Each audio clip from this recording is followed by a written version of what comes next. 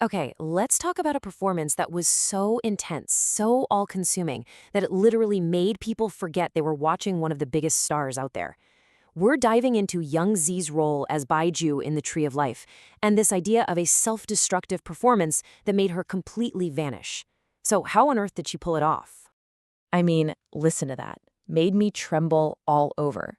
That's not just, oh, that was a good scene. No, that's a physical gut reaction. A performance that gets so deep under your skin, it actually makes you shake. And really, it all comes down to one core, almost unbelievable fact that when people watched this, they genuinely asked, who is that actress? Seriously, they had no idea it was the hugely famous Young Zi.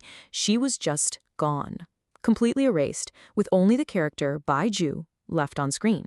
So the big question is, how do you do that? Well, it all starts with a truly brutal commitment to realism. All right, section one, the price of realism. Because this wasn't just about acting, it was a physical ordeal. So let's get this term straight. Self-destructive acting, it sounds intense, right? And it is. But it's not about causing harm for no reason. Think of it more like tearing down a building to its foundations so you can build something completely new. It's about an actor pushing themselves to their absolute physical and emotional limits to completely erase their own personality. And for Yang Zi, that meant she had to physically become Baiju. And this is how you start to see it. When you look at her on screen, that reddish skin from the high altitude, the plateau red, that's not just a cosmetic choice. It's like a medal of honor. The chapped lips, the frostbitten look, that's her war paint. These aren't just makeup effects. They're framed as symbols of genuine, hard-earned authenticity. And when I say hard-earned, I mean it. Check out these stats. They filmed in Keikashili at an altitude of 4,800 meters. That's almost 16,000 feet for 188 days. We're talking about shooting scenes in negative 25-degree weather with bare hands, constantly needing an oxygen tank just to function. This wasn't pretend. She actually ended the shoot with a real medical diagnosis of hypothermia and frostbite. Her real-life struggle became the character's struggle. It just bled right onto the screen. Okay, moving on to section two, a silence louder than words.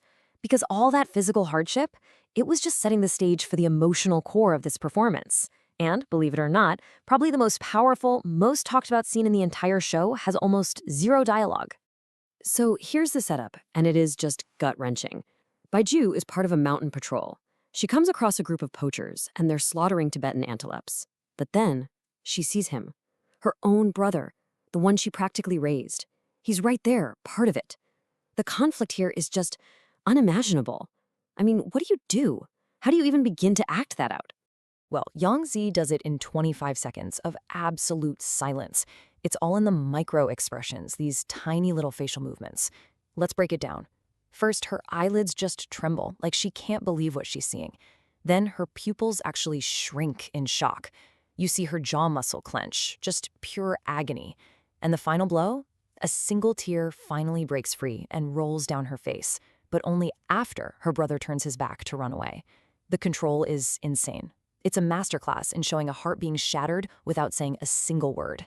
And this comment from an audience member just says it all, doesn't it? The knife cutting the antelope hurts, but the brother's backstabbing hurts more. Wow.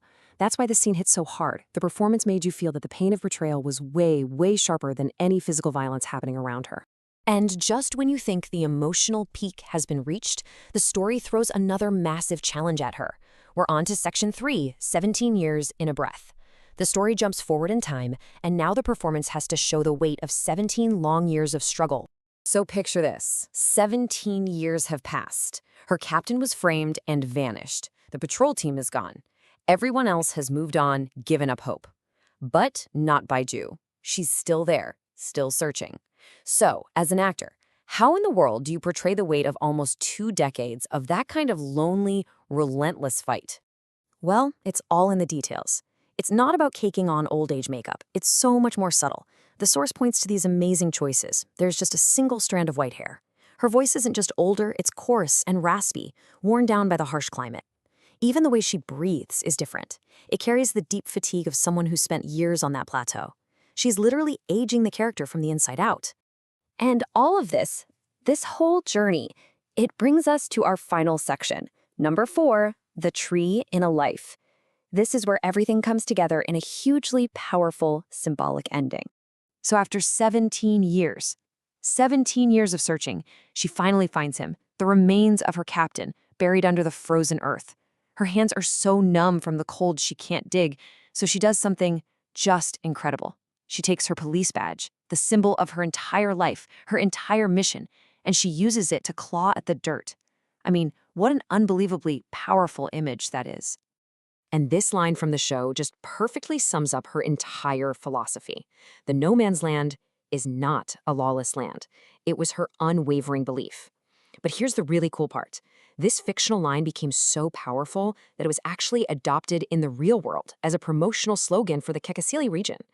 That's when you know a story has made a real impact. Which really brings us to one final big question.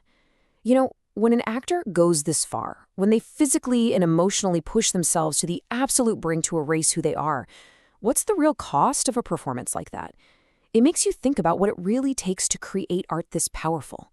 And that leads us to this final, really beautiful idea from the source. Some trees grow in the soil. Some trees grow in a person's life. And in the end, that's what Baiju became. She was like a tree, a living monument to justice that grew not out of the ground, but out of a life completely dedicated to one single purpose. Just an absolutely unforgettable performance.